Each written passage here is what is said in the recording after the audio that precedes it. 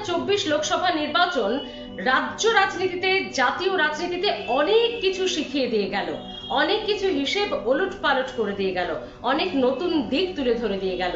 তার মধ্যে একটি অন্যতম হচ্ছে দল বদলুদের হার। তুমি যে দলে আছো সেই দলের একনিষ্ঠ কর্মী, নেতা, মন্ত্রী থাকো ভাই, অন্য দলে যাবে, টিকিট তো পাবে, কিন্তু মানুষ তোমাকে জেতাবে কি বোধ হয় না। 5টি নাম বলবো আজকে আপনাদের। এই 5 জনের উদাহরণ দেখে আপনারাও জানাবেন যে আমরা সঠিক কথা বলছি কি না।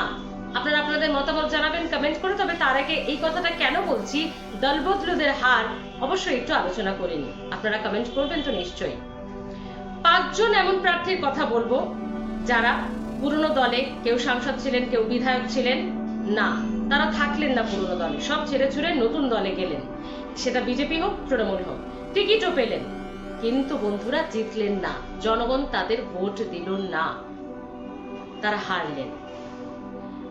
5টি নামের মধ্যে প্রধান অন্যতম নাম, আমি একদম রায়গঞ্জ দিয়ে শুরু করতে চাইছি। কৃষ্ণ কল্যাণী। কৃষ্ণ কল্যাণী ছিলেন বিজেপিতে, বিজেপি বিধায়ক হিসেবে, রায়গঞ্জেরই একটি বিধানসভা আসনে তিনি বিধায়ক ছিলেন। তিনি বিজেপি ছাড়লেন, বিজেপি ছেড়ে তৃণমূল কংগ্রেসে জয়েন করলেন। তৃণমূল কংগ্রেসে জয়েন করে সঙ্গে সঙ্গে তিনি টিকিটও পেলেন, কিন্তু কার্তিক পালের বিরুদ্ধে তিনি জিততে পারলেন কি? পারলেন না। বিজেপি প্রার্থী কার্তিক পালের বিরুদ্ধে হারলেন। কৃষ্ণ কল্যাণী দল ছাড়লেন, কিন্তু দল বদলু হয়েও জিততে পারলেন না। 1 নম্বর প্রার্থী। 2য় নম্বরে চলে আসবো আমরা। মুকুটমণি অধিকারী, রানাঘাট। জগন্নাথ সরকারের কাছে হারলেন মুকুটমণি অধিকারী। তিনিও রানাঘাট লোকসভার একটি কেন্দ্রের বিধায়ক ছিলেন, একটি অ্যাসেম্বলির। সেই বিধায়ক পদ থেকে তিনি তৃণমূল, বিজেপি ছেড়ে তৃণমূলে যোগ দিলেন। তৃণমূলের সঙ্গে সঙ্গে টিকিটও পেলেন। আমরা মিছিলে দেখলাম অভিষেক বন্দ্যোপাধ্যায়ের সঙ্গে হাঁটতে, পরের 2 দিন পরই আমরা শুনলাম তিনি প্রার্থী হচ্ছেন রানাঘাট থেকে, জগন্নাথ সরকারের বিরুদ্ধে দাঁড়াচ্ছেন, নানান অভিযোগ ছিল। সেই মুকুটমণি অধিকারী হারলেন তৃণমূল কংগ্রেসে জয়েন করে, টিকিট পেয়েও বিজেপি প্রার্থী তথা বিদায়ী সাংসদ জগন্নাথ সরকারের কাছে। 2য় উদাহরণ। 3য় উদাহরণ, বনগাঁ।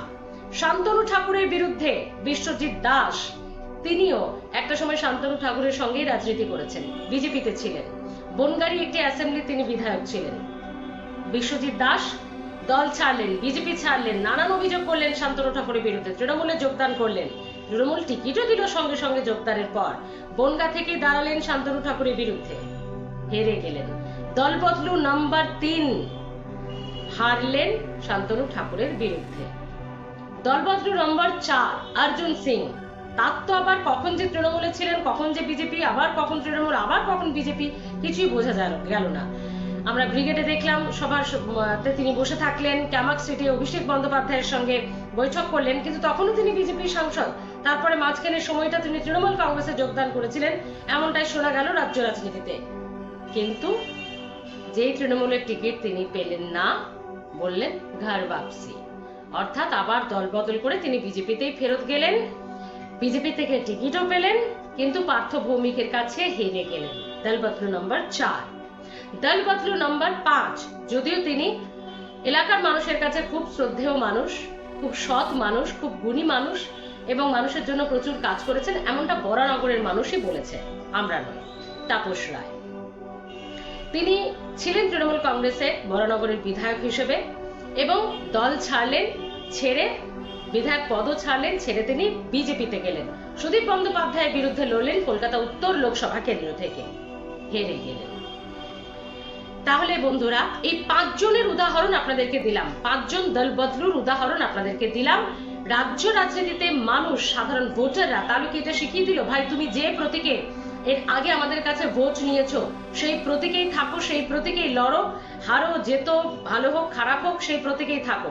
মানুষের আস্থা, মানুষের বিশ্বাস নিয়ে তুমি মাঝপথে ভাঙতে পারো না, দল ছাড়তে পারো না। তোমাকে যে দল পরিচিতি দিয়েছে সেই দলে থাকো, এটা ভোটারদের সঙ্গেও বিশ্বাসঘাতকতা। আমি একটা প্রতীক দেখে, একটা দল দেখে, একটা প্রার্থী দেখে ভোট দিলাম, 6 মাস গেল না, 1 বছর গেল না, সে দল ছেড়ে অন্য দলে চলে গেল, তাহলে কি সেটা ভোটারদের সঙ্গে বিশ্বাসঘাতকতা নয়? তারই কি জবাব দিয়েছে মানুষরা এবার দল বদলুদের? আপনারা কিভাবে দেখছেন বন্ধুরা?